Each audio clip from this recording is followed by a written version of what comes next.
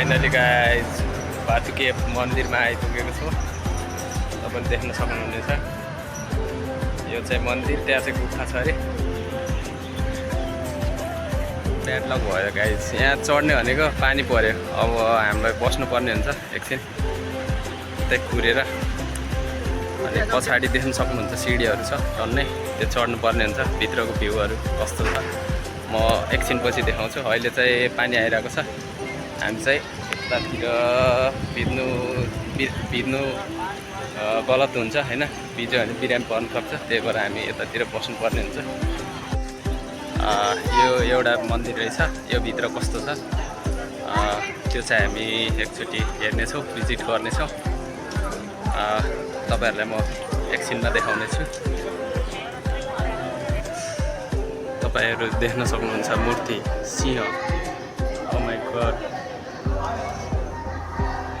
मूर्तिहरू। यो चाहिँ देवीको मूर्ति होला सायद। भित्रको मन्दिरभित्रको यस्तो छ भ्यू चाहिँ। यहाँ चाहिँ क्यामेराले खिच्नु मिल्दैन रहेछ, अनि त्यही भएर मैले खिचेको छ।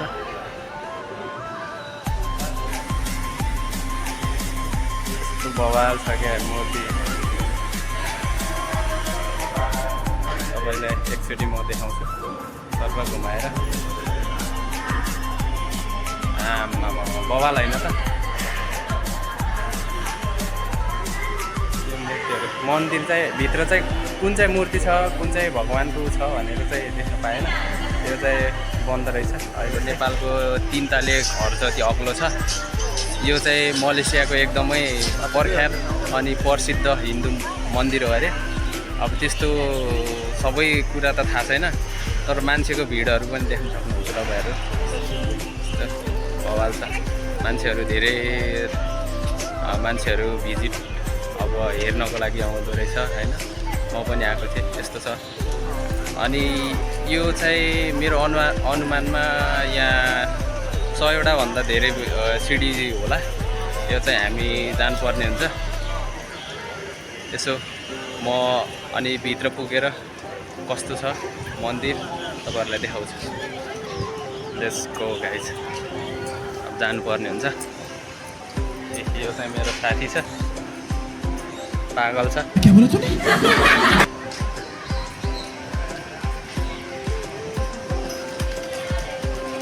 जाँदैछौँ हामी।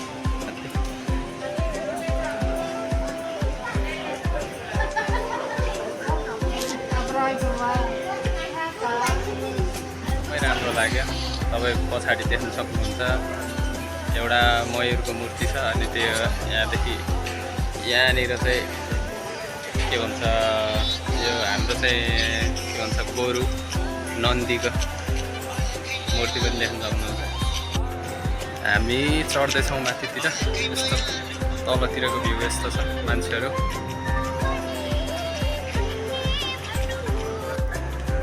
आमामा गोरो देखियो है फर्स्ट टाइम मलेसियामा। हाम्रो नेपालतिर त खै हामीहरू गोरो भन्छ, तपाईँहरू के भन्छ है। हामी लगभग आधीभन्दा धेरै सिडी चाहिँ चढिसक्यौँ। अनि पछाडिको भ्यू चाहिँ यस्तो छ। त्यो चाहिँ अघि देखाएको मूर्ति हो पछाडिबाट। बब्बालाई छ, पानी परिरहेछ तैपनि हामी जाने भनेर निस्किरहेको कालोमा। यो चाहिँ दोस्रो गेट हो। अघि देखाएको मैले फर्स्ट गेट चाहिँ तल थियो, देख्न सक्नुहुन्छ। ल अब अलिकति छ भित्र के कस्तो हुन्छ म सकेसम्म तपाईँहरूलाई देखाउने प्रयास गर्नेछु। गेट दोस्रो गेट प्रवेश गर्दा बित्तिकै एउटा राम्रो सुन्दर मूर्ति रहेछ। अनि गुफा पनि एकदमै ठुलो छ, तपाईँहरू देख्न सक्नुहुन्छ। एकदमै ठुलो गुफा छ, माथिसम्म खाली भएको। अनि यु क्यान सी द मूर्ति। राम्रोसँग आएको छैन होला, तर मेरो सास पनि बढिरहेको छ किनभने धेरै सिडी चढेको नि त। You can see the view. ल हाम्रो दोस्रो गेट छिरेपछि फर्स्टमा केही मूर्तिहरू रहेछ, राम्रो राम्रो मूर्ति छ। अब चाहिँ हामी 3जना छौँ। ऊ अनि अर्को साथी छ उता। हामी अब इन्ट्री गर्न लाग्यो। एकदमै बवाल भ्यू अनि सिडी चढ्दाको थकाइ सबै मेटिँदो रहेछ यहाँ एकदमै चिसो छ चिसो फिल भइरहेको छ अनि यहाँ एउटा लोकल भाले पनि रहेछ यहाँनिर बासिरहेको छ तपाईँ सुन्न सक्नुहुन्छ यस्तो छ भ्यू चाहिँ भित्रको बप्पाल होइन एकदमै ठुलो गुफा रहेछ यहाँनिर यु क्यान सी द मन्दिर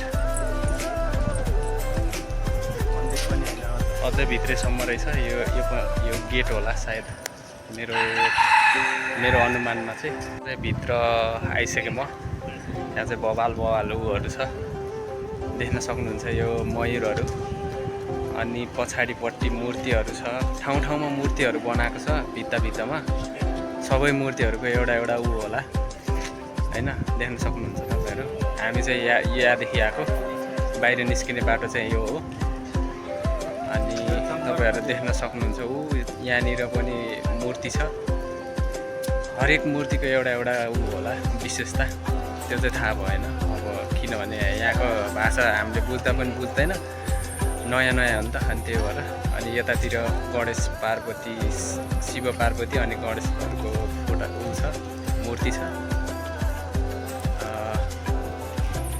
अनि यहाँ पनि छ एउटा मूर्ति हरेक मूर्तिको एउटा ऊ होला विशेषता होला होइन त्यो चाहिँ हामीलाई थाहा भएन तर मूर्ति चाहिँ हेऱ्यौँ हामीले अनि यता पछाडितिर चाहिँ अझै भित्र अझै गुफा छ के अरे हामी त्यहाँ जानु बाँकी छ यस्तो खतरा छ क्या है पुरै सबै मूर्ति जस्तो देखिन्छ कसरी बनेको तर थाहा भएन हाइट हेर्नु न गाइस हाइट त्यो माथि देखिएको पाल चाहिँ माथि सूर्यको प्रकाश हो त्यो चाहिँ माथि आकाश देखिएको हल्का पालहरू देखिएको ठाउँ चाहिँ एकदमै ठुलो गुफा छ एकदमै ठुलो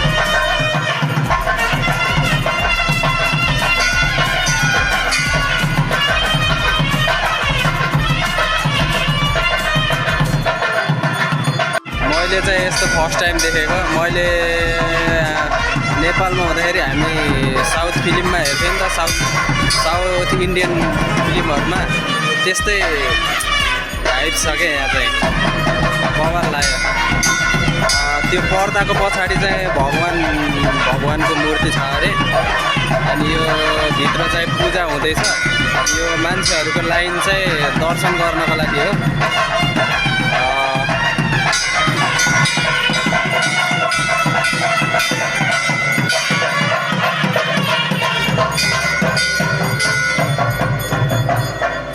ल पर्दा खोलिसकेको छ तपाईँहरू देख्न सक्नुहुन्छ भगवानको मूर्ति बातुकेतभित्रको भगवानको मूर्ति यु क्यान सी होइन दर्शन गर्नु पाएँ एकदमै खुसी लाग्यो जुनसुकै भगवानको भए पनि हिन्दू धर्ममै पर्छ यो मलाई चाहिँ थाहा भएन कुन चाहिँ हो आफ्नो है हुन त हिन्दू धर्मकै हो तर हाम्रो नेपालको यहाँको चाहिँ फरक पर्दो रहेछ के हो भन्ने चाहिँ अलि बुझ्न गाह्रो ल म चाहिँ अब त्यो लास्ट गुफामा आइसकेँ यस्तो छ भ्यू चाहिँ यहाँको हामी चाहिँ उता उज्यालो देखिएको प्रकाश देखिएको ठाउँतिरबाट इन्ट्री गरेको यो चाहिँ मन्दिरको गेट रहेछ अनि यहाँनिर चाहिँ यहाँनिर तल चाहिँ यो चाहिँ मन्दिर रहेछ अनि यहाँ चाहिँ फेरि अर्को लास्ट गुफा रहेछ म देखाउँछु एकछिन ल गाइस चाहिँ फाइनल मन्दिर रहेछ। अनि भित्र तपाईँहरू देख्न सक्नुहुन्छ मूर्ति त्यति राम्रोसँग देखिँदैन होला किनभने मैले अलि टाढाबाट लिएको छु। अनि त्यहाँनिर चाहिँ तपाईँहरू देख्न सक्नुहुन्छ नटराजनको मूर्ति पनि रहेछ यहाँनिर। म देखाउँछु तपाईँहरूलाई। नटराजनको मूर्ति रहेछ। अनि बब्बालै होइन त हेर्नु, यति ठुलो गुफा। अनि माथि देखाउँछु म। माथि चाहिँ कस्तो छ तपाईँहरू हेर्नु अचम्म छ। खुल्ला आकाश यस्तो छ गुफा। माथि चाहिँ केही छैन। माथि चाहिँ एउटा खाडल जस्तो भनौँ न। माथि चाहिँ आकाश देख्न मिल्छ। अनि बोट बिरुवाहरू पनि छ। बिचमा चाहिँ मन्दिर छ। एकदमै राम्रो, एकदमै खुसी लाग्यो। एकदमै चिसो छ। कमसेकम 150 देखि 200 सम्म होला सिडी। त्यति सिडी चढेर यहाँ आएपछि एकदमै राम्रो नजारा, एकदमै राम्रो ठाउँ, एकदमै बवाल छ। तपाईँहरू कोही मलेसियामा हुनुहुन्छ भने एकचोटि भिजिट गर्नु होला। यहाँ चाहिँ मलाई चाहिँ एकदमै खुसी लाग्यो। बवालै छ ठाउँ चाहिँ। ल गाइस, हामीहरू चाहिँ निस्किन आँटेको किनभने एकदमै ढिलो भइसक्यो। हामीहरू चाहिँ टन्नै घुमिसक्यो। अहिले चाहिँ म चढ्दैछु। You can C. अनि यतातिर अर्को पनि उ रहेछ, अर्को गुफा पनि रहेछ। तर यो चाहिँ बन्द भएको रहेछ सायद। गेट चाहिँ लक गरिराखेको छ। बवाल छ। You can see the view. माथिबाट देखिने है। अलि राम्रो देखिँदैन चाहिँ किनभने गुफातिरबाट झरिरहेको म। अनि यतातिर चाहिँ उता त्यो साइडमा चाहिँ धेरै उज्यालो छ नि त, त्यही भएर कस्तो लाग्छ लाइक कमेन्ट सेयर सब्सक्राइब गरिदिनु होला। माया गरिदिनु होला भन्न चाहन्छु। आजको ब्लग चाहिँ मैले यतैतिर व्यवस्था गरिदिन्छु।